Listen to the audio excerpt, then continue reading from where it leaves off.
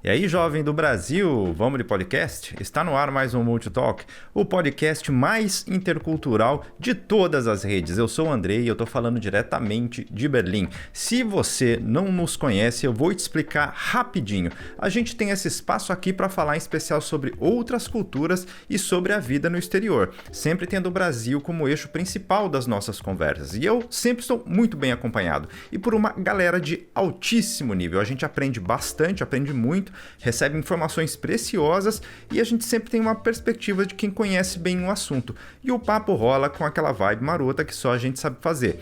Eu já te convido a seguir todos os protocolos que você já conhece. No caso aqui são os protocolos de apoio ao nosso canal. Se você estiver vendo pelo YouTube, deixa aquele like, camarada, se inscreva no canal e ative as notificações. Isso é essencial para ajudar a gente aqui. E apresente o canal também para um amiguinho ou para uma amiguinha, para a gente crescer um pouquinho mais rápido. Quebra essa pra nós. Depois desse nosso bate-papo aqui, eu te convido a ver esse vídeo curtinho que tá aqui no card, se você quiser. Lá eu explico sobre os prêmios que vão rolar aqui no canal sempre que a gente alcançar metas de inscritos. Você pode, inclusive, ajustar a velocidade deste vídeo para 1.5. Você vai conseguir assistir rapidinho e vai entender integralmente, pode confiar. Se você nos encontrou em alguma plataforma de áudio, saiba que os nossos outros episódios também estão disponíveis para você. Aproveita para seguir a gente lá também, dá essa moral para nós. A gente está no Spotify, no Google Podcast, no Apple Podcasts e em outros tocadores de podcast também. Se você não encontrou a gente em algum tocador específico, avisa a gente dá um jeito de subir. Agora vamos lá. Senhoras e senhores, hoje teremos novamente uma gringa aqui com a gente, a Lina Sofia, que é musicista, pesquisadora e colombiana. Ela tá no Brasil já faz um tempinho já. Ela vai nos contar o que ela acha e também sobre as experiências dela em terras brazucas. Agora aproveita que você precisa fazer aquela caminhadinha básica para ajudar na digestão. Prepare seus fones de ouvido e cola aí com a gente no rolê.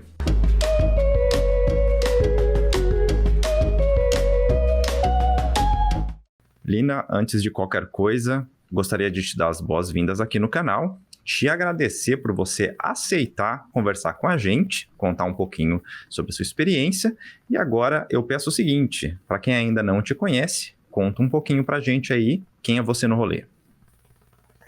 Bom dia, eu sou a Lina Sofia, eu venho da Colômbia e mais especificamente de Bogotá. Eu nasci na Cordilheira Oriental dos Andes, que é onde fica o altiplano, né, de Bogotá. Minha família é de outros lugares. Minha mãe nasceu em Bogotá, mas eles acham que é minha avó. Pela genealogia da minha avó, todas são meio que dessa região altiplânica. Mas, pelo lado do meu avô, eles são migrantes faz muito tempo, não sabemos, é difícil identificar um pouquinho a história dele. E meu pai, ele é de uma região mais rural e ele migrou quando ele tinha uns 8, 9 anos para Bogotá também. E eu falo essas coisas mais específicas porque todo estado, nação é muito grande, tem muitas diferenças, né? Então, falar Colômbia termina sendo muito, muito amplo também. Verdade. E você, antes de ir ao Brasil, você já falava português ou você foi aprender apenas quando você chegou no país? Não, aprendi quando eu cheguei aqui, eu não sabia nada, nada, nada. Eu lembro muito da chegada mesmo, quando eu pisei Brasil, em São Paulo, no aeroporto de São Paulo. E para mim era muito assustador, na verdade, assim como que com esse frio na barriga, gostoso de estar num lugar novo, né?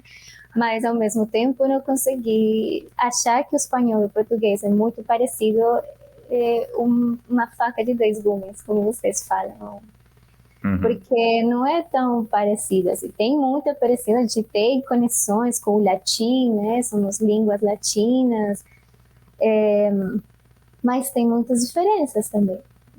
Os fonemas são muito diferentes. Eu acho que a estrutura ainda eu não falo igual, né? Eu tento meio que ainda estou nesse processo de tradução do que eu penso em espanhol. Não sei se em algum momento eu vou conseguir pensar em português, mas é difícil mesmo. Então chegar Eles não entendiam, eu não entendia nada. A letra, claro, a escrita é mais fácil de entender, claro, mas ainda assim, eu acho que pelo medo, pela essa questão assim, não era difícil de me sentir tranquila, né? Uhum. Mas foi isso, assim, foi chegando em São Paulo, não sabia nada. Depois eu peguei o voo para vir para Foz, porque eu moro em Foz do Iguaçu. Eu vim para estudar na Universidade Federal da Integração Latino-Americana. Vim pelo projeto mesmo, pelo projeto latino-americanista. Eu já tinha começado outra faculdade lá, fazia administração pública, pensando, porque eu sempre gostei de trabalhar com a cultura. Eu canto, mas sempre gostei das ciências sociais também, sempre gostei da filosofia, da sociologia, antropologia, sem saber muito, porque lá não tem essas disciplinas na escola, mas sempre tive muita vontade, então daí minha ideia é estudar, fazer política pública de cultura. E comecei, fiz 6 semestres, depois entrei em crise, não gostei muito do viés da faculdade, e percebi que eu gostava mais da sociologia, e daí encontrei a Unila, por isso foi que eu vim para o Brasil. Aí a Unila fica em Foz do Iguaçu, a terra Uhum. das cataratas do Paraná, do Iguaçu, a Exatamente. bacia quente. Aham. Eu vou só tranquilizar você do seguinte: nós temos na nossa secundária o segundo grau, né? Se conhece como segundo grau de estudos no Brasil, as disciplinas de filosofia, de sociologia. Eu acho que nós fazemos uma disciplina, eu não sei qual dos anos, são 3 anos, né? De segundo grau. E eu acho que no segundo ano nós temos aulas de psicologia, eu acho, depois de sociologia no terceiro ano, e também tem em algumas escolas filosofia. Eu nem sei mais se é obrigatório isso ou não, mas eu posso te falar, ninguém aprende nada. Nenhum desses professores é levado a sério na escola. Ai, que Então, nós merda. também chegamos na faculdade sem saber quase nada sobre esse assunto. Então, você não está tão em desvantagem em relação a nós, né? Ai, sim. Era uma dúvida para mim, porque eu falava, nossa, mas que privilégio, pelo menos saber o que é sociologia, né? Porque eu saí sem saber. Eu lembro que a minha professora de filosofia que eu tive, mas tive só nos 2 últimos anos. Mas de verdade foi no último, porque o anterior é mais história da filosofia e uma história eurocêntrica, sem crítica, né? Nada. Era Uhum. como a professora de espanhol tentando fazer aula de filosofia com um manual horrível que faz Espanha, enfim. Uhum. Mas a outra professora, ela era uma pouquinho mais crítica, né, assim. Então, ela foi a primeira que falou de antropologia social, de sociologia, e que não sei, encaminhou a gente para ter um gosto maior pelas ciências sociais, pela filosofia, pelo pensamento crítico. Começando, né, a gente na escola, mas pelo menos deu essa ajuda, assim, para perceber, né, que tem outras disciplinas, que tem outras faculdades, que tem outras coisas para a gente fazer, né, além do que sempre é muito visível, que as pessoas sempre querem que a gente estude engenharia, direito, assim, essas coisas. E às vezes eu penso nisso, estando na Alemanha, se eu tivesse estudado alguma coisa em relação à engenharia ou a, não sei, finanças talvez, eu estaria muito bem.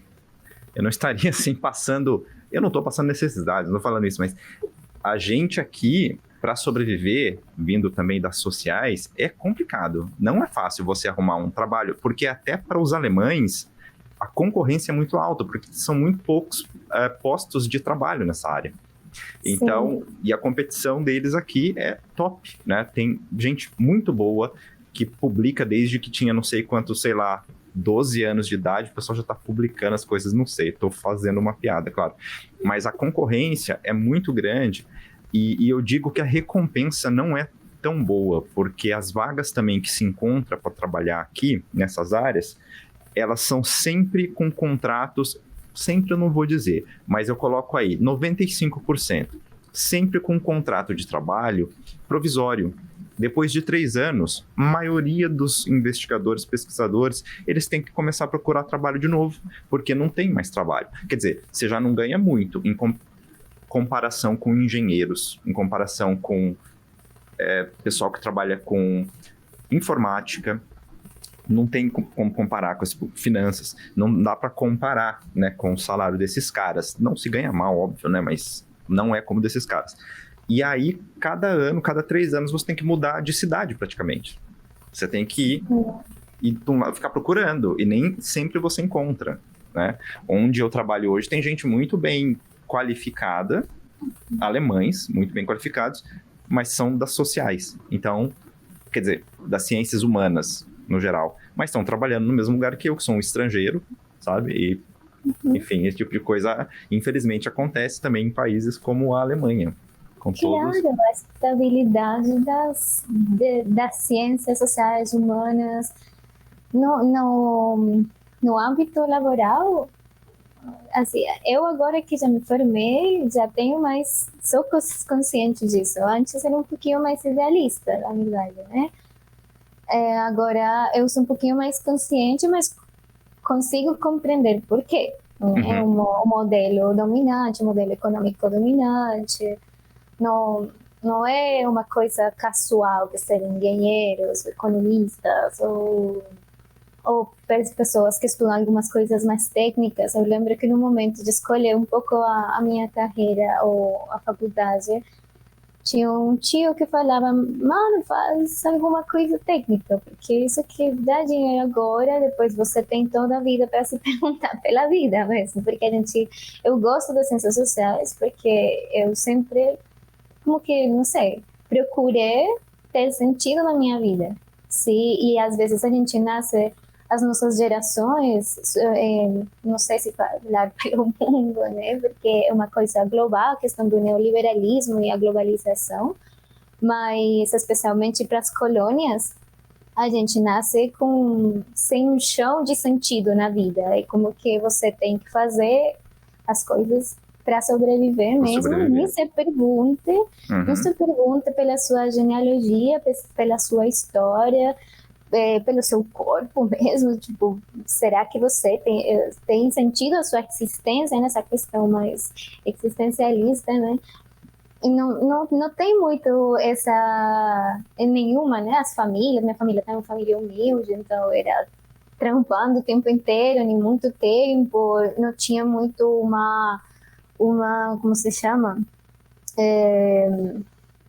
Como influência de um capital intelectual muito forte dentro, ou seja, eles são intelectuais orgânicos, né? Mas trabalhando como proletários, outras coisas. Acho que eu tenho uma família muito grande, é muito difícil de falar tudo, mas tenho poucos tios que conseguiram ser profissionais, dos quais meus pais não. Então, só do meu núcleo, eu consegui agora ser profissional das ciências sociais, com a inestabilidade que isso tem, mas pelo menos fiz uma faculdade, né? E daí eu gosto, pelo menos para me entender meu entorno, meu território, conseguir pelo menos pesquisar para mim mesma e daí seguir na sobrevivência. Eu sou super consciente que pelo dinheiro, nada a ver. Nada a ver mesmo, a gente tem que ser muito criativo, ter muitas ideias dentro e fora do sistema. Se quer fazer dentro, então tem que fazer um concurso, seja de pesquisador ou de professor. E no meu caso, eu gosto muito da pedagogia. Eu sou muito grata com meus professores, com meus maestros, com as minhas referências, tanto pesquisadores como pedagogos. Então eu gosto. E também como professora, eu sei que não vou ter a mesma grana que os engenheiros, ou as pessoas que estudam alguma coisa técnica, mas que vão trabalhar num lugar, né, com essa garantia econômica, porque fazem alguma coisa de uma linha de produção importante para o capitalismo, sei lá. Mas, não sei, eu acho que aí apesar dessa inestabilidade, eu tô feliz. Eu sei viver com um pouco. Eu quero qualidade de vida, claro. Qualidade de vida, comer bem, comer saudável, viver numa casa gostosa, né, aconchegante, e outras coisas que têm a qualidade de vida além do consumo. Sim. Então, eu tô feliz por esse lado. Triste e brava e puta pelas coisas do sistema e da vida e das injustiças. Claro, eu gostaria que a gente, como professor, como pesquisador, tivesse uma melhor qualidade de vida, mais estabilidade, porque esses contratos, não sei como se chamam aqui, mas na Colômbia, contratos o a término fijo, se llama en español, que basicamente é assim, 3 meses, 2 meses, 3 meses, 4 meses, ou quando já o neoliberalismo pegou toda a lei trabalhista, é sem nada, tipo, eles falam quando quiser, você vai embora. Não tem muita segurança, né? E agora entrando um pouco no assunto que a gente veio aqui para tratar, você se lembra qual foi a primeira vez que você teve contato com alguma coisa relacionada ao Brasil? E você lembra o que era isso? Lembro muito. Na Colômbia a gente dança muito. Então, o primeiro que foi dança. Eu lembro que eu era criança. E o mais engraçado, e por aí meio estranho para algumas pessoas, é que foi numa escola de freiras. Essa escola de freiras se chama Maria Auxiliadora. E eu acho que as pessoas têm um estereótipo da freira como muito estrita, meio que muito submissa, né? Mas nada a ver. Deve ter, seguramente, mas pelo menos o contato que eu tive com as freiras, essas mulheres são muito inteligentes, a educação é muito boa. Eu, inclusive, depois pensei, nossa, eu devia ficar lá, porque eu depois fiquei em outras escolas, nada a ver, mas essa era muito boa. E em todo sentido. No sentido das artes, elas faziam tudo muito da hora. Tinha uma sala com espelhos, tá? A gente fazia muita coisa. Então, eu acho que tinha uns entre 6 e 7 anos, quando eu escutei uma música, a gente fez uma coreografia, né? Que na verdade isso eu não sei eu não estou lembrando bem que ritmo que é, não sei se é axé ou se é uma música de Carlinhos Brau, essa malagueña.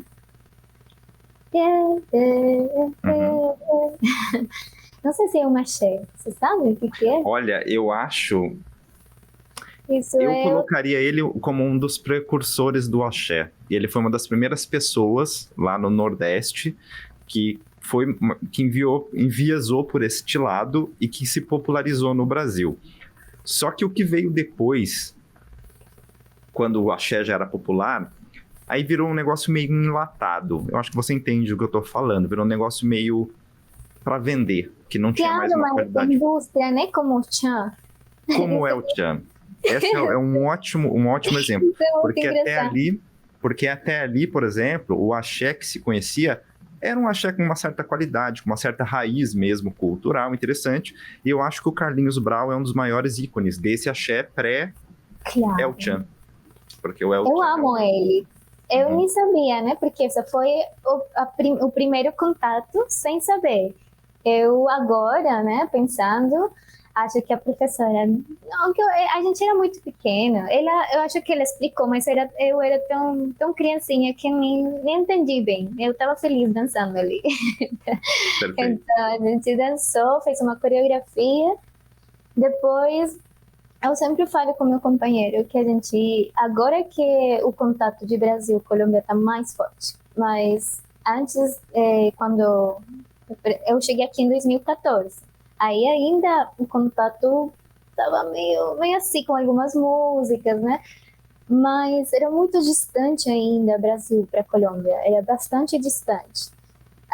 Eu lembro que para mim o português era como francês, eu não entendia nada. Eu escutava uma coisa assim bonita, muito bonita, meio sexy, porque é bonito, é diferente, mas não entendia nada, não sabia nada. O estereótipo também do carnaval, né, do samba, mas sem conhecer muito samba, e o samba em português. Bueno, Ronaldinho, eu lembro já de criança e adolescente, a figura do Ronaldinho. Na adolescência também eu conheci Angra, a banda, porque eu fui pelo lado do metal, então Aham. eu Uhum. conheci Angra, conheci Sepultura, e daí essas bandas, mas tudo muito como distante, tanto no tempo como nas referências e na consciência de que é brasileiro, né? Só esse axé de Carlinhos Brown, que era completamente claro que era do Brasil, Claramente. né? Uhum. E porque a gente dançou a música mesmo com o português. As outras, por exemplo, quando estudei, eu fiz vários cursos e me formei em canto, como uma formação meio que técnica em canto e teclado, piano básico. E daí, claro, na música, sim ou sim, a gente tem que ver Tom Jobim, Uhum. né? Então a gente aí conheci algumas partituras de Tom Jobim, algumas músicas, né? Água de Bebê, toda Água de Bebê. Tinha outra que eu sempre esqueço o nome, porque a professora passou para nós em inglês. Então era um bossa nova em inglês, com uma versão gringa, assim, dos Estados Unidos, dessa bossa nova. E a gente aprendeu em inglês, assim, super absurdo, né? Eu falei, nossa, então esse contato foi também muito distante e eu terminei cantando uma coisa do Brasil em inglês. Uhum. Muito triste. Interessante. E daí, essas são as coisas que eu lembro. Essas são as Uhum. coisas, os contatos que eu tive, assim, todos muito distantes, diferentes épocas na minha vida. Uhum. E a música colombiana também é muito boa, né? Convenhamos que a música colombiana é extraordinária. Eu, eu, Ai, eu diria que, assim, pelo menos pra mim, eu conheço também um pouco de música latino-americana. Eu gosto de umas coisas que também não são muito boas da América Latina, mas eu assumo que não são muito boas, mesmo assim eu gosto. Mas quando você pega esse eixo Brasil, Colômbia e Cuba, né? Se você traçar aqui, pra mim, tem muita coisa boa ali, muita coisa boa. Tem para muitos gostos diferentes, gostos ou gostos, as pessoas falam com acentos diferentes, e sempre com qualidade muito boa, sempre muito alegre, muito dançante, muitas vezes. E sempre com, eu sinto isso muito sincero, é uma música muito sincera, né? É uma música que não é, vamos colocar assim, não é toda a banda no Brasil que é o El Chan, tá? E o El Chan eu diria que ainda é bom perto das outras coisas que vieram depois, mas que tem um respeito pela raiz musical desse estilo, sabe? E eu percebo isso muito em músicas colombianas e músicas cubanas, embora também tenha coisas também que eu não gosto muito, mas são três países são impressionantes para revelar bons músicos e bons artistas musicais. sim, na verdade são, assim, eu penso com respeito a isso, que essa questão de organizar a nação a partir dessas coisas culturais, como são as músicas, todos os países fazem, sim? Mas no caso Brasil, Colômbia, Cuba, por exemplo, eles conseguiram que esses ritmos que se colocaram como parte da nação fossem muito importantes para além do Estado-nação, se exportando mesmo, por exemplo, a cumbia, o som cubano e o samba, na verdade, são os que pela qualidade, pela questão popular mesmo, porque tem essa questão de ser de baixo, também meio que ter essa influência dos estados, mas também ser de baixo, né, das classes populares, de ter essa influência das migrações de larga duração, seja africana ou bueno, da trata escravista, mas também de outras. Então, eu acho que assim, é muito rica, é muito gostosa, e eu acho que são das coisas que a gente compartilha e gosta, por isso, porque se conecta bastante. Assim. Eu gosto muito da música caribenha, eu gosto muito do samba. Cheguei a gostar do bossa nova, mas na verdade era um pouquinho mais distante para mim. Era um pouquinho mais difícil de gostar, porque eu tenho essa questão, acho que pela influência também da nossa cultura, assim, de dançar, que é a música para dançar. A música é corpo e mente, é uma só, é uma unidade. É dançar bossa nova. E dançar bossa nova é uma coisa realmente dessa questão mais desafiadora, europeia mesmo, de se sentar para escutar uma obra. Eu não curtia a questão corporal mesmo. Então, isso para mim é mais difícil. Para mim, eu gosto porque eu estudei um pouquinho de música, então eu briso na questão também, começo a ver os instrumentos, os instrumentistas, a técnica, blá blá blá. Mas na verdade, eu acho um pouquinho mais chato. Eu gosto muito mais da música. Bossa nova. Eu gosto das coisas que a gente consiga dançar, que seja assim. Claro, eu gosto muito também das letras, da questão política. Gosto muito quando conseguem fazer tudo. Então, para mim, os que estão no top são os que conseguem que o público aprenda coisas enquanto dança. Para mim, isso é uma coisa que você não vai ver na bossa nova. A bossa nova, ela não é... Ela tem um componente de soft power importante, mas ela não tem uma contextualização e nem nada nela em si que soe como alguma reivindicação política. Pelo contrário, ela é a coisa da vida cotidiana. É uma coisa assim tal. O que eu gosto da bossa nova realmente são as harmonizações, né? Eu tenho um violão para isso, né? O meu violãozinho é para tocar bossa nova. Até porque eu acho que eu não tenho talento para tocar outra coisa a mais. Mas eu gosto de tocar minhas bossa nova aqui. Quando eu tô sozinho, eu toco. Agora, eu já não tenho... Eu não diferentemente de vocês, eu não consigo mais tocar na frente dos outros, você acredita? As pessoas me irritam. Olha como eu comecei a gostar de bossa nova. Os músicos de bossa nova eram assim antes. Não sei se você conhece o João Gilberto. Ele não gostava das pessoas. Quando alguém começava a cantar ou tocar, sei lá, fazer barulho enquanto ele estava cantando, eu acho que ele parava de tocar e ia embora. Eu acho que eu fiquei um pouco assim também, rabugento, depois que eu comecei a escutar bossa nova. Claro, mas eu acho que tem a ver com o estilo mesmo, né? Talvez. Bem mais tranquila, é uma coisa muito técnica, né? Essas harmonizações são muito gostosas também, mas são para assistir mesmo. É verdade. Porque tinha um dueto em São Paulo, que a gente trabalhou bastante com isso.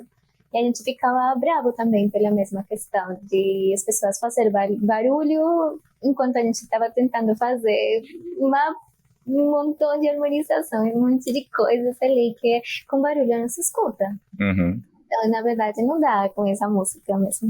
Não, mas a música dançante é legal também. Me responde uma coisa.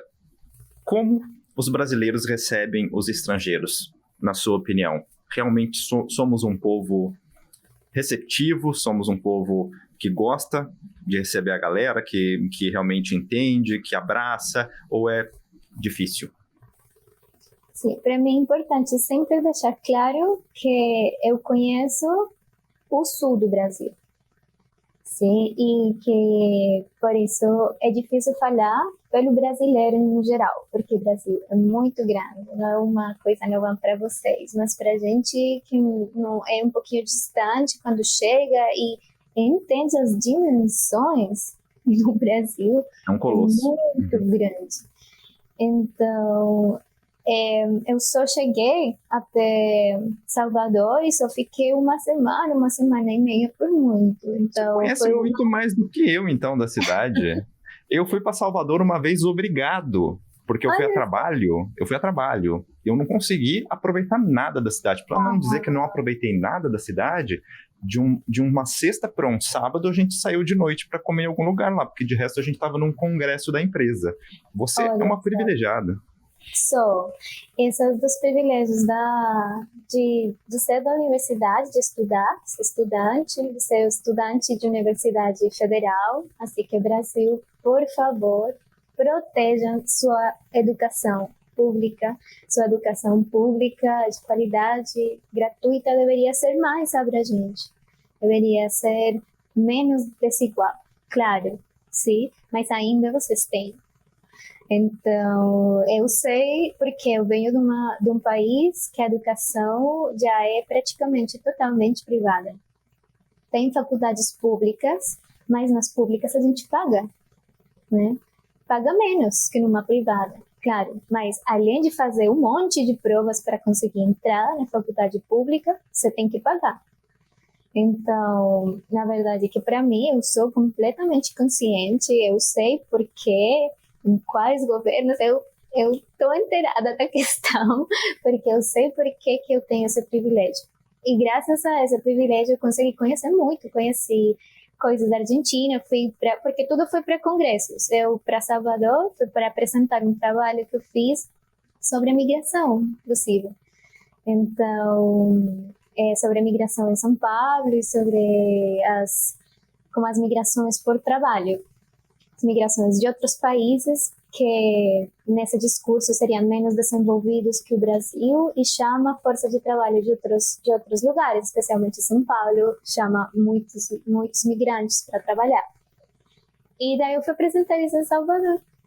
Mas Olha foi que uma beleza. semana só e gostoso, adorei tudo, acarajé, praia, capoeira, axé, muito gostoso. As pessoas também lindas, mas eu sinto que não consigo falar muito bem dessa socialização, porque eu sinto que foi muito curta, mas foi gostoso. Aí eu fui recebida, só amor, delícia, comida gostosa, né, pessoas, cultura, não, tudo muito lindo, na verdade. E aqui no Sul é uma coisa um pouquinho diferente, tem muita diversidade também, mas a migração do Sul também é mais, como vou colocar?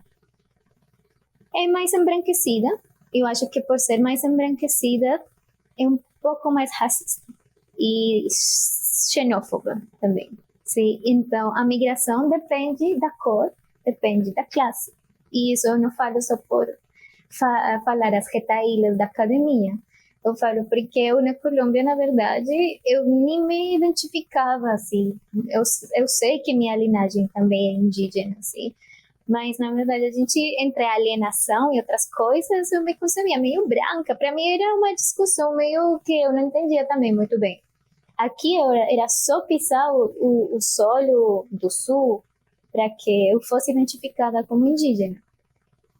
E daí, então, uma indígena tem toda uma identificação variada, depende do interlocutor ou interlocutora. Pode ser uma hipersexualização, pode ser uma coisa mais racista mesmo, de te olhar para baixo, de subestimação, de te encaixar nos discursos dominantes das migrações andinas, especialmente, ou indígenas no Brasil. Então, enfim, aí eu tive muitas experiências diferentes. Aí as pessoas um pouquinho mais politicamente corretas, que têm esses sentimentos, mas sabem que é muito errado, então se esforçam e fazem uma socialização forçada para te fazer sentir muito bem, mas você acha que é exagerado ou estranho.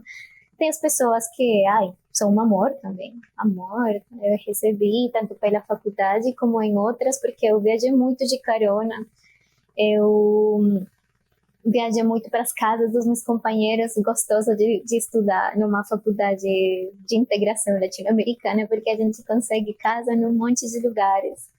Então, fui a vários tipos de casas, vários tipos de classes sociais, e daí tudo é muito variado, Muito depende da genealogia da família que te recebe, depende das migrações do município ou da cidade que a gente vai. Então, por exemplo, em São Paulo, é muito claro essas migrações, né? A japonesa, a italiana, a portuguesa e as outras agora, né? Montessíria, de vários lugares da África, então Nigéria, Angola, enfim. E latino-americanos, Venezuela, Colômbia, muito colombiano, muito bolivianas também. Então tem de tudo e a gente meio que vai chegando, depende das nossas redes, vai chegando a diferentes lugares. A recepção, assim, bem no geral, de uma pessoa que eu não conheço, que ninguém me encaminhou, que não é da minha rede, geralmente é marcado por essas coisas, por esses preconceitos, para ser sincera. Quando é por outras redes, aí eu sinceramente fui recebida com muito amor. Muito amor e muito interesse por saber da minha cultura,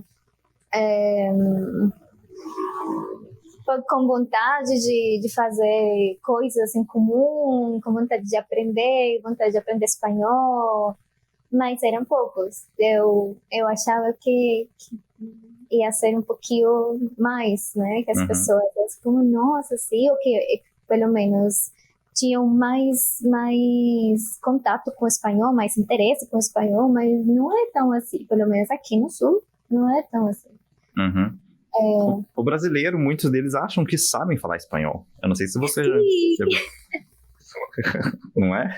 Sim. Dá um pouco de vergonha. Eu lembro quando eu estava num hostel uma vez em Santiago e eu sou uma pessoa, normalmente, eu sou totalmente low profile. Eu não anuncio que eu sou brasileiro, jamais.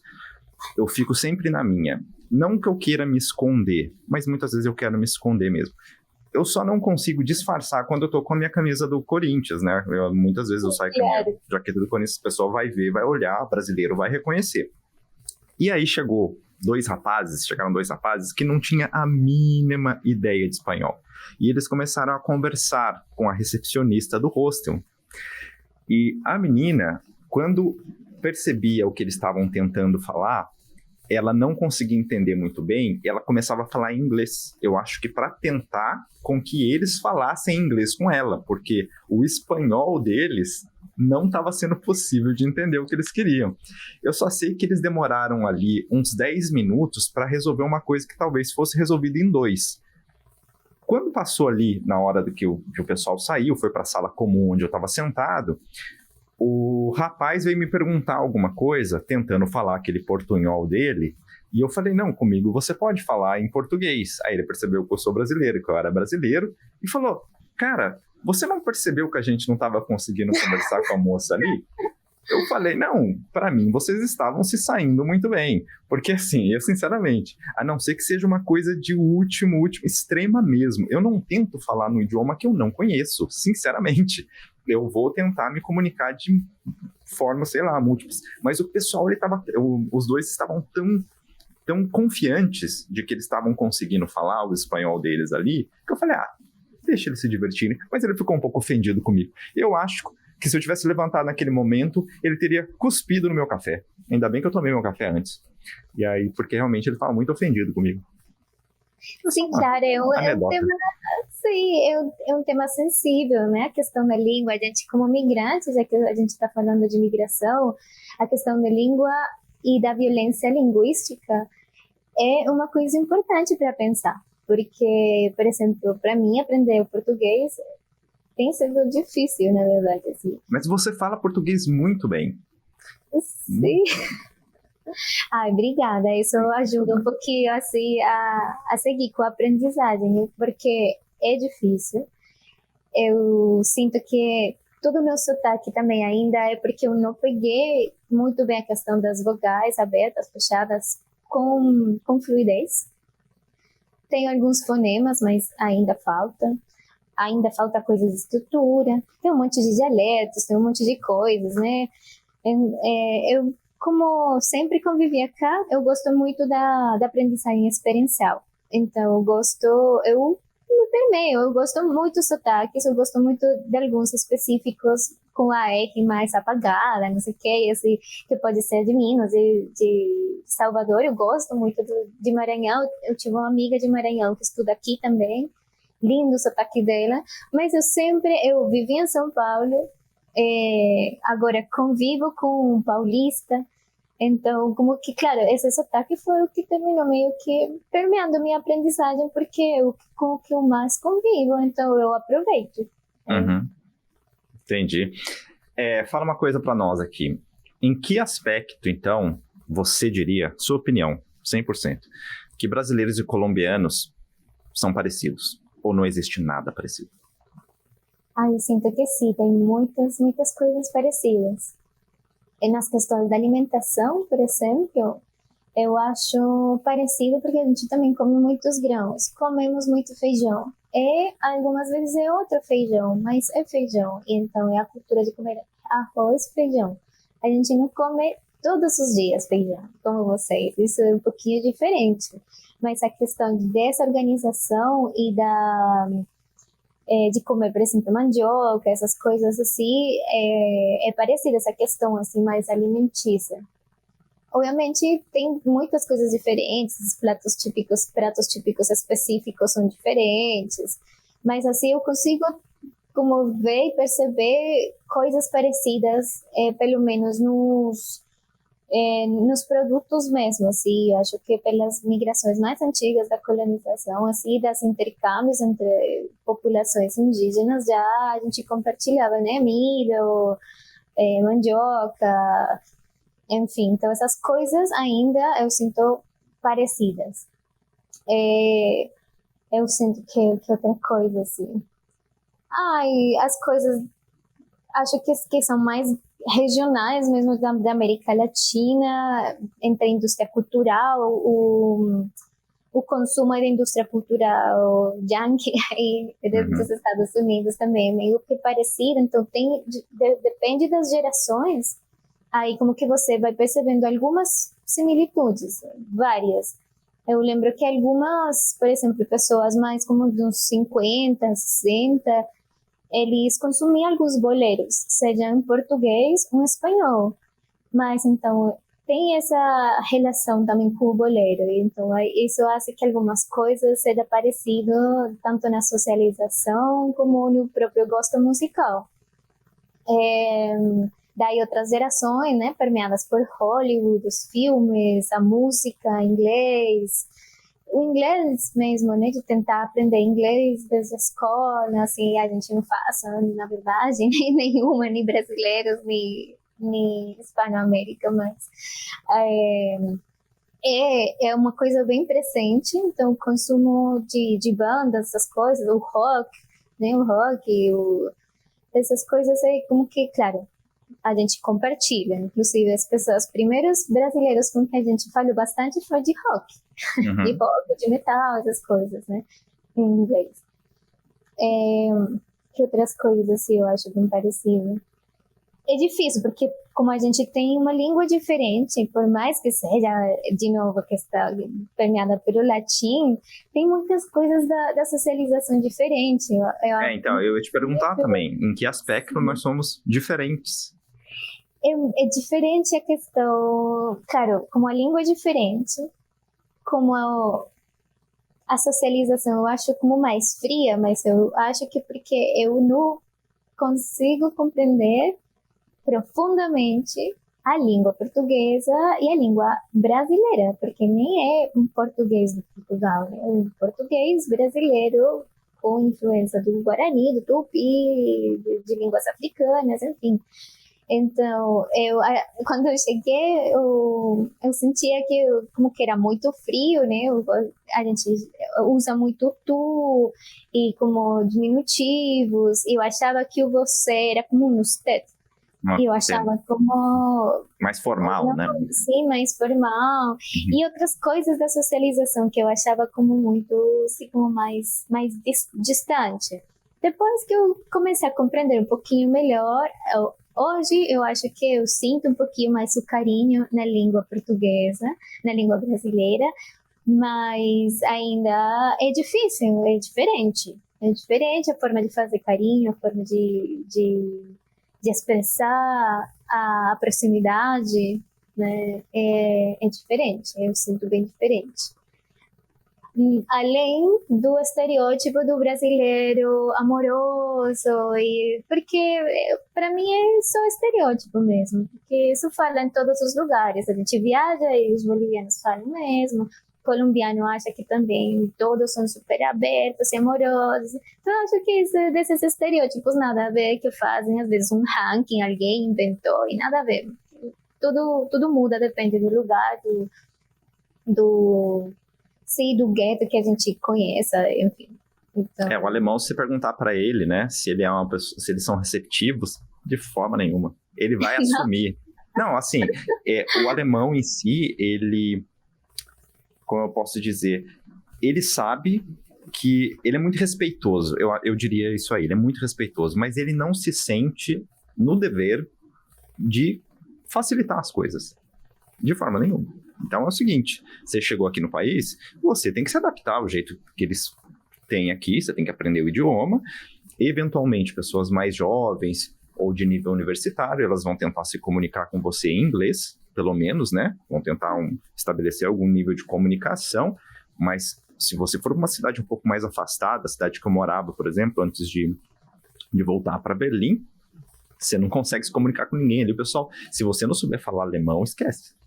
Você vai se sentir assim, pô, o que eu tô fazendo aqui? Eu vou embora, né? Tipo, essa é a primeira coisa que vem na cabeça.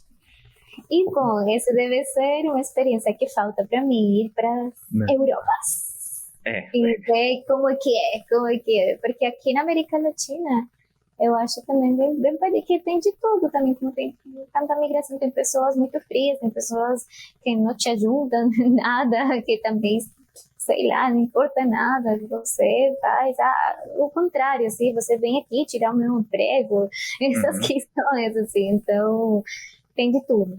Uhum. Deixa eu te fazer uma pergunta polêmica, então. O que você gosta mais? Arepa ou pão de queijo?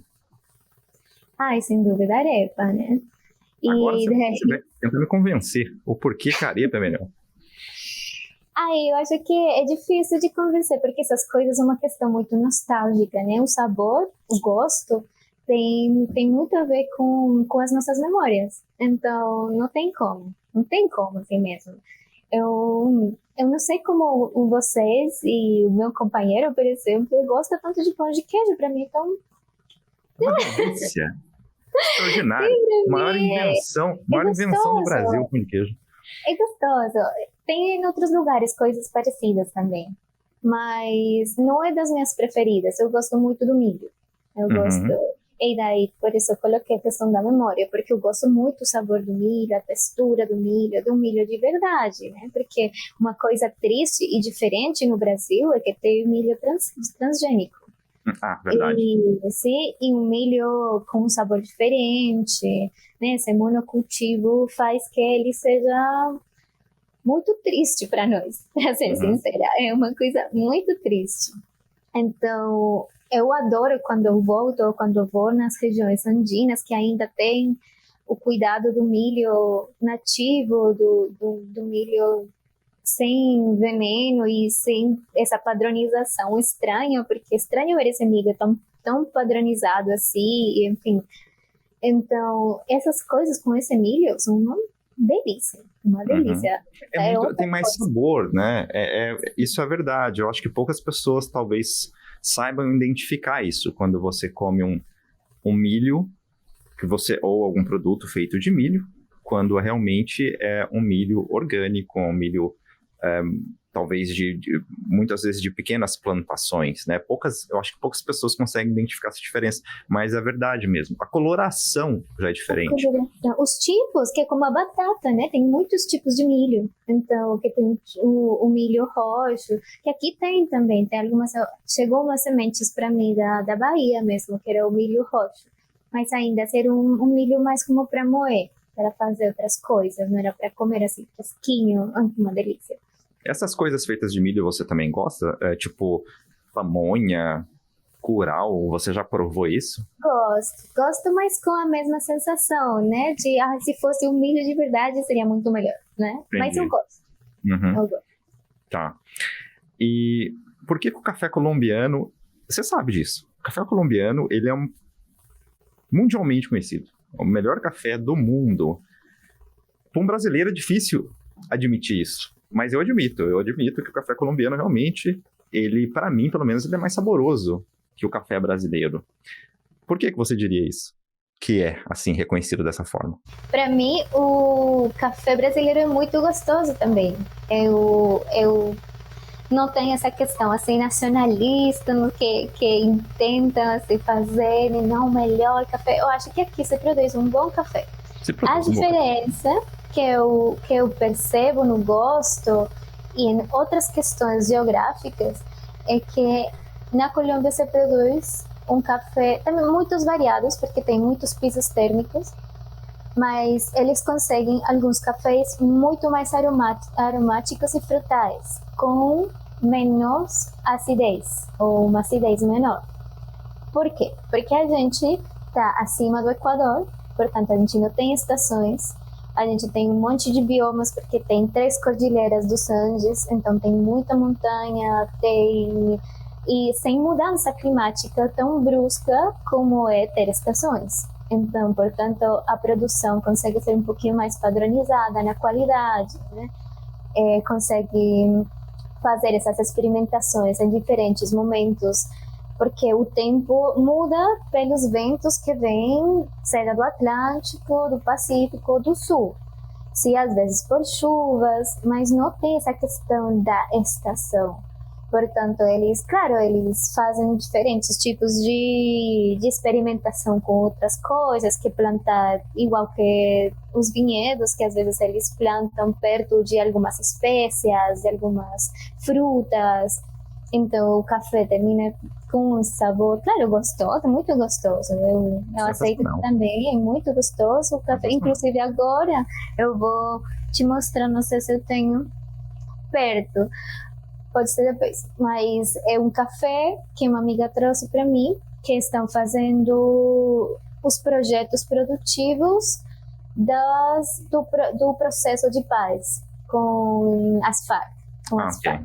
Uhum. Então, todas as pessoas que agora entraram na vida civil depois de estar em armas, né, estão fazendo diferentes estruturas produtivas muito interessantes. Uma delas, por exemplo, é de cerveja, outras de café, outras de outros tipos de fruta, de hortaliças, de diferentes coisas, mochila, mas de tudo, tem de tudo, vários projetos produtivos muito interessantes. E daí ela me trouxe um café deles, e eu adorei, muito gostoso, se chama Paramilha. E ele não é do lugar como estereótipo do melhor café, porque a gente tem um lugar específico que se fala que é o melhor café da Colômbia, porque ele está numa montanha específica, num lugar da montanha específica, que é um clima sempre meio de primavera, né? Nunca muda e sempre é assim meio morno, sem muita umidade, assim, é gostoso. E daí esse café, claro, ele cresce lindo, fácil. Uhum. Perfeito. Bem, e você diria sobre... Bem, vamos falar sobre... Eu gostaria muito de falar sobre isso, porque eu conheço muito pouco sobre as praias colombianas. Eu sei que as praias colombianas são bonitas, mas é o máximo que eu sei. E agora eu não saberia dizer de qual lado, em qual oceano estão as praias mais famosas, para onde, quando a galera quer ir para a praia lá, e, sei lá, quando você fala no Brasil, você fala em Copacabana, quando você fala em Florianópolis, tem a Joaquina. Quais seriam, tipo, as praias mais famosas da Colômbia e aonde elas estão? Sim, eu acho que as mais famosas são do Caribe, né? São as caribenhas. Claro, e daí seria Cartagena, por toda a história, e as melhores praias de Cartagena, que seriam como islas, porque Cartagena, por ser um porto, por ser uma cidade muito grande, quando você chega, não é a melhor praia, claro. É uma praia que já se vê um pouquinho suja, que está muito poluída, mas você vai um pouquinho mais para dentro, para outros lugares, como Baru, por exemplo. Baru é uma ilha muito linda, é muito perto, muito fácil de chegar desde Cartagena. É umas praias lindas, abertas, esse azul meio muito claro, assim, as águas muito claras, a areia muito gostosa. É coisa de Caribe, assim, né? Porque... Sim. Uhum. E uma temperatura também gostosa, não é quente, mas não é muito gelada. É muito gostoso mesmo. Baru, Islas del Rosário, tem outras muito conhecidas que são Santa Marta, que é outra cidade, e Santa Marta também tem especificamente. Eu adorei, para mim, o Paraíso, que nenhuma praia que eu conheço, porque falta muito por conhecer, mas as praias que eu conheço, essa é a mais linda, a melhor, a paradisíaca mesmo, que eles estão numa reserva natural. Se chama o Parque El Tayrona. E esse parque, claro, é lindíssimo, um monte de mata nativa, um monte de árvores, essas árvores gigantescas que a gente é o tamanho só da raiz, que é mesmo muito, muito louco. E as praias Uhum. são lindíssimas, são as mais lindas. Uhum. Eu, infelizmente, não conheço o Pacífico, eu quero conhecer. Eu vi fotos e escutei várias companheiras que conhecem, e pela publicidade também do turismo da Colômbia, eles vendem muito uma praia que também não é muito explorada ainda, que eles estão começando a explorar, que se chama Nuquí, no Pacífico, mas no geral não, eu não conheço muito, não conheço o Uhum. Pacífico, na verdade. Eu acho que o que eu cheguei a conhecer no Pacífico foi no Chile e não na Colômbia. Em que parte do Chile? Em Valparaíso. Valparaíso. Preciosa. Me encanta. Sim, eu Aham. adoro. Só que a praia, nossa, é bonita, estrutura bonita, povo bonito, água muito fria. Não dá pra Claro, tomar banho de mar. gelada, Não gelada. dá. É por isso que eu quero conhecer nessa parte, né? Acima do Equador deve ser um pouquinho diferente. Eu sei que ela também é uma água brava, né? Um mar É. bravo, tem Uhum. muito, tem de tudo, né? As pessoas vão muito para ver baleias do Uhum. Pacífico, geralmente baleias e tubarão, mas é isso, eu não conheço, eu tenho que conhecer.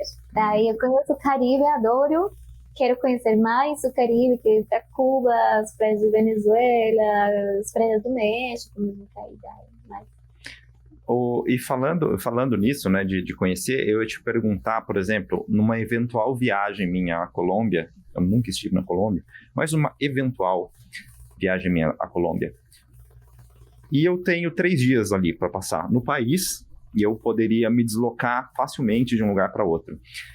Quais seriam os 3 lugares na Colômbia que você me recomendaria? Que você pensasse e falasse assim, olha, esses 3 lugares aqui você precisa conhecer na sua estadia na Colômbia. Pode ser lugar quantos assim dias, muito longe do outro, não tem problema. quantos dias que você ficaria? Eu ficaria 3 dias, então eu visitaria 3 lugares diferentes. Aí então depende dos gostos da pessoa. Por exemplo, se eu te pergunto que interesse você mais ou menos teria? Você gosta mais de praia? Então a gente faz, porque as distâncias e pela questão das cordilheiras é difícil as como se chama, o transporte e as distâncias, por mais que é menor do que o Brasil, ainda se chegar de Gigante. Bogotá Uhum. para Santa Marta, Cartagena, é 18 horas. Se você tem dinheiro para avião, por isso também depende de muitas coisas, eu falaria, vamos, então vá de avião mesmo. 30 minutos, 40 minutos que você está em Cartagena. Se é uma pessoa que gosta das cidades grandes, metropolitanas, porque, por exemplo, eu sou dessas pessoas, claro, é hostil, é cansativo, mas essas cidades têm coisas muito gostosas. Então, por ser eu de Bogotá, eu te levaria a um monte de lugares. Você gosta de música, gosta de cultura, tem um monte de coisa para fazer. Um monte. Gosta de agricultura ou de entender a questão dos biomas, do mato. A própria Bogotá tem coisas muito lindas.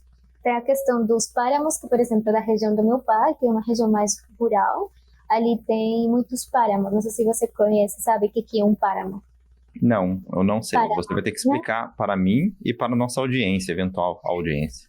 Aí, um páramo é como o ecossistema que está numa certa altitude, que eu Ok. acho que começa depois dos 3.000 metros acima do mar. Se posso estar um pouquinho errada, mas é por aí. É por aí. Então, são montanhas muito altas que tem todo um ecossistema bem específico. Por exemplo, os frailejones. Os frailejones são um tipo de árvore Gente, não sei se tem também se realmente, assim, na biologia seria uma árvore, mas eu acho que é uma árvore que ela pega a água do ambiente e introduz na terra. Portanto, ali é onde você consegue ver os nascimentos de água, sim? Onde brota a água. Então, por exemplo, para a gente é uma coisa quase mágica, né? É lindíssimo compreender da onde que vem uma das nossas fontes da água, porque ela é quem traz a água do céu e daí as nascentes para os outros grandes rios e, enfim, e lagoas. Então é muito lindo. Os animais que estão ali também é difícil de ver, mas aí tem ursos, tem veados, Não, tem peraí. raposas. Não, raposa tudo bem, raposa é simpática, o viadinho não tem problema, mas urso, eu acho que eu não gostaria de encontrar um urso. Sim, eles não são violentos, não são muito grandes. Se chama oso de anteojos. E são lindíssimos. Eu nunca vi um presencialmente. Eu Que tamanho só eles de têm? longe. Não saberia te dizer muito bem. Aí eu estaria meio que inventando. Mas pelo que eu vi agora, faz pouco tempo nos vídeos, assim que dá para meio que calcular, eu acho que seria, peraí, que 2 metros. Não, eu prefiro a raposinha é mais simpática, não tem problema. Sim, raposas, veados. É difícil de ver esses animais igual, né? Mas, porque eles também, Uhum. enfim, se a gente vai de dia, isso não. Mas é muito lindo, é um ecossistema muito bonito. Se é uma pessoa que gosta de montanha, que gosta das questões da natureza, eu levaria para lá. Ok. Sim. Mas se é uma pessoa que quer praia, vamos para o Parque Tayrona, vamos para Cartagena para conhecer também a história, que eu gosto muito desse turismo também de conhecer. Aí estão vários castilhos, não sei se já se chama do mesmo jeito. Castelos. Castelos. Uhum. Enfim, tem várias coisas que pode ser chamativo para um turista, assim. Uhum. Se é uma pessoa que vai pela música, por aí eu levaria tanto para Bogotá como para Cali, para ver as orquestras de salsa, para dançar salsa. Tem muita Dessas coisas coisa. que eu conheço, sim. É um país muito grande, é difícil. Mas aí eu vou te fazer uma pergunta mais fácil, então. Para uma pessoa que estiver vendo a gente aqui, e um gringo, uma gringa, e estiver escutando você falar, quais seriam os 3 rolês mais legais que você já fez? Pode ser tanto em Foz do Iguaçu, você pode falar assim, olha, quando a pessoa vier para Foz do Iguaçu, ela tem que fazer isso. Ou você pode falar de maneira mais geral das suas experiências no Brasil, né? 3 lugares ou 3 rolês que você fez no Brasil, que você fala assim, olha, gringos e gringas, se vocês visitarem o país, vocês têm que fazer isso. Eu gostei muito de Salvador.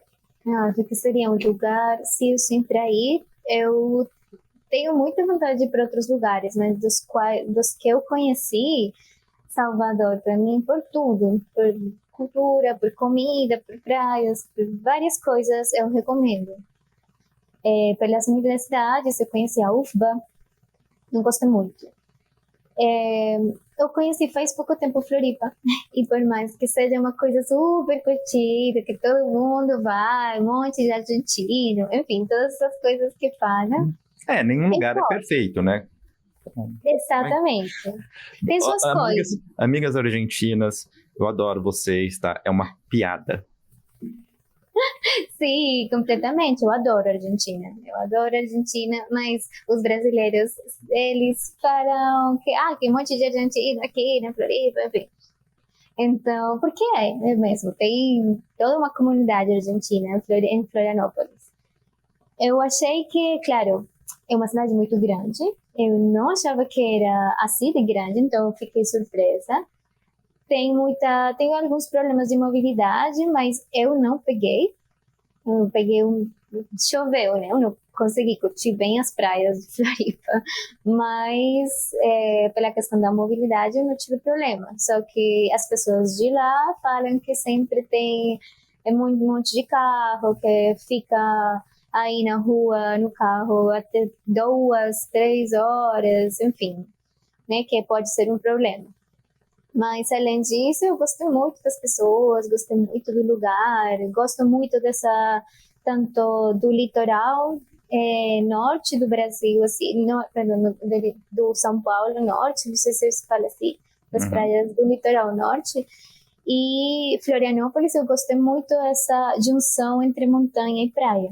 Eu acho muito lindo, eu fico assim como meio...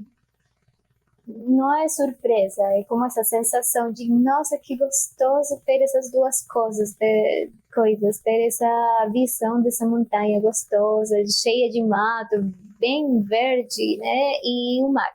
Eu acho muito lindo. Então, eu gostei, por exemplo, de São Sebastião, por mais que eu não gostei muito das pessoas de lá, para ser sincera, ou de algumas, claro, inclusive o companheiro, que eu adoro, mas é difícil, é uma questão também difícil. Tem de tudo também.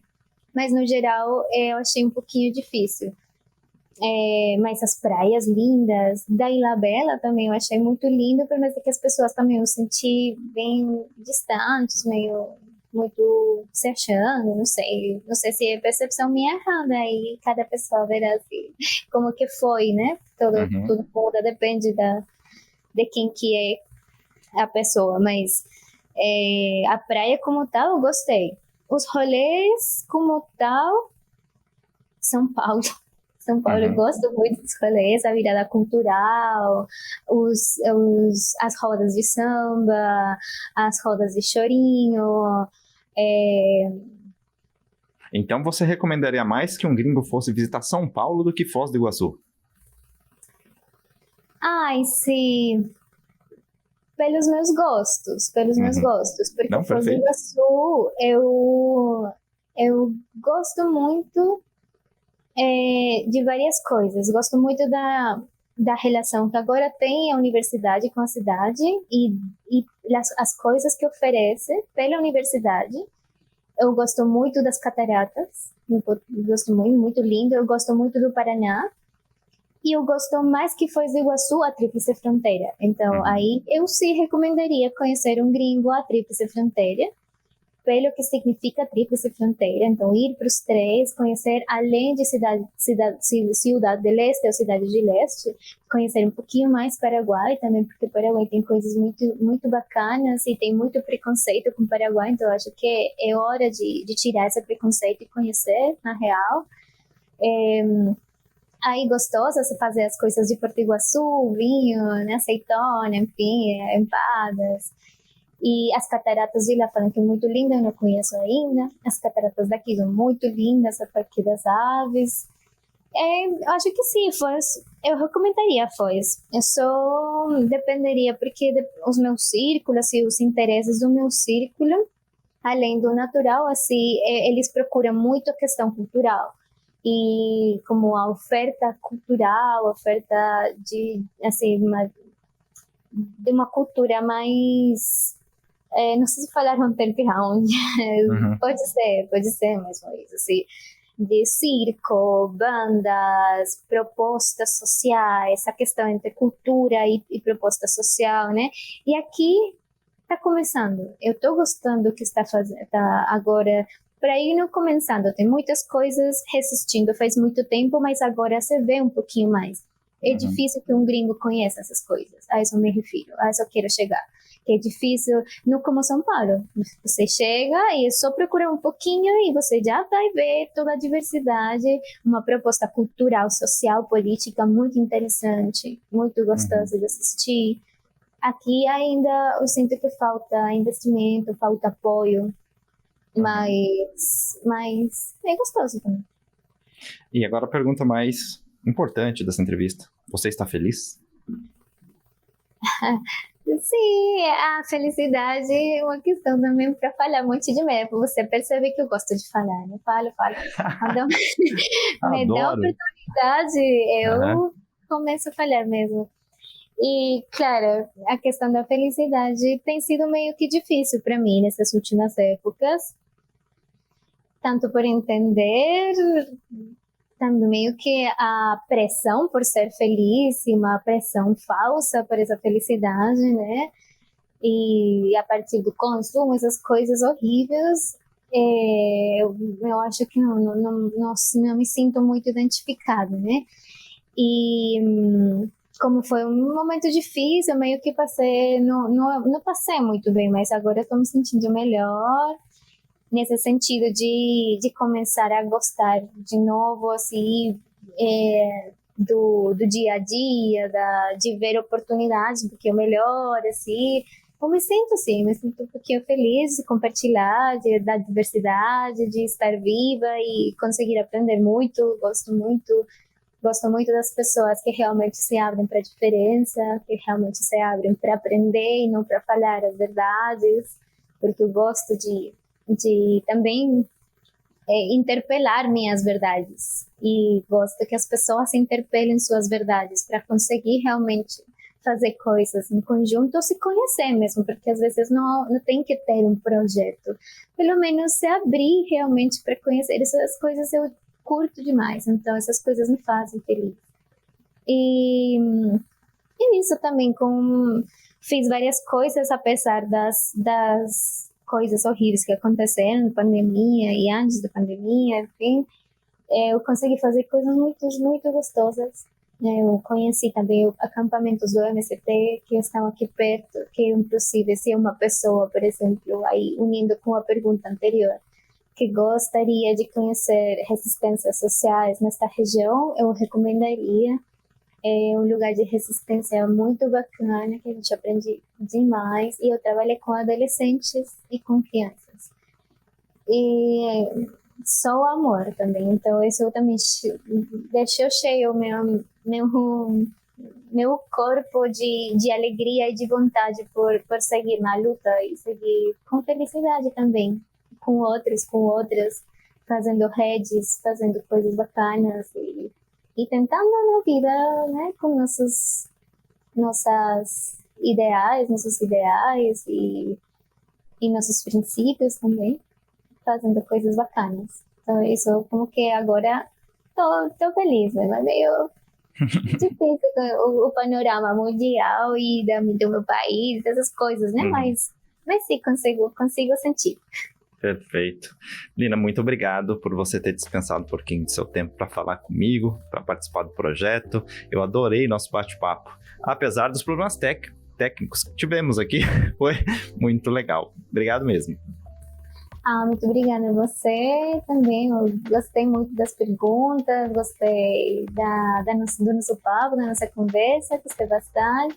Espero que as pessoas curtam, espero que tenha sido também de aprendizado para todos, para conhecer um pouquinho dessa experiência, né, desse corpo. Então, gostei, muito obrigada. Perfeito. E agora, o seguinte, eu vou te pedir uma coisa, te pedir uma informação, na verdade. Eventualmente, para as pessoas que te conheceram por esse vídeo ou por esse podcast e quiserem fazer alguma pergunta relacionada ao que a gente conversou aqui, como esse povo conseguiria te encontrar? Bom, eu tô no Instagram com meu nome, você pode escrever Lina Sofia. O nome Lina não é tão comum aqui, mas é Lina. Sofia normal, com F. E eu acho que tem um guião baixo, ou underline, que vocês chamam, underline, e 7486, eu acho. Se não, no Facebook eu também tenho. Eu não sou muito de rede, também eu prefiro falar isso, mas eu respondo, sim, eu respondo. E no Facebook eu tô como Lina Sofia também, Lina Sofia Ema, que é o nome da minha avó. Então é EMMA, Lina Sofia Ema. E aí daí vocês me encontram. Eu geralmente eu faço aqui um favor pra galera. Na descrição do episódio, eu escrevo ali o contato que a pessoa deu. Então, pessoas que estiverem assistindo ou escutando a gente aqui, olha lá na descrição, vai estar lá o endereço de Instagram da Lina. Se vocês tiverem alguma pergunta para ela, vocês podem escrever, que quando ela tiver tempo, ela responde você, se ela for com a sua cara, e se não for nenhuma pergunta engraçadinha. porque também ninguém merece. Mas é isso. Muito obrigado novamente. Espero que possamos falar novamente no futuro. E espero vocês uma visita qualquer hora por aqui, por que não? Claro, e com muito gosto. A gente vai fazer o plano. Perfeito. Então, até logo. Tchau. Tchau!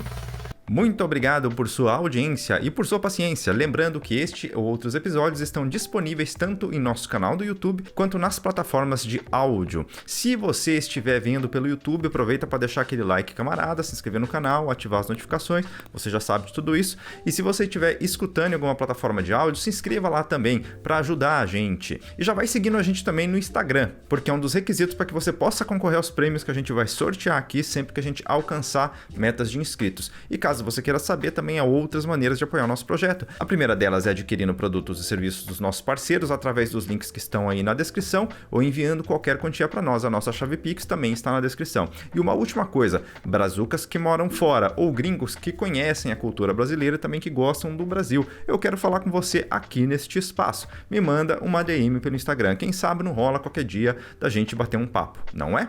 É isso aí, muito obrigado e até a próxima.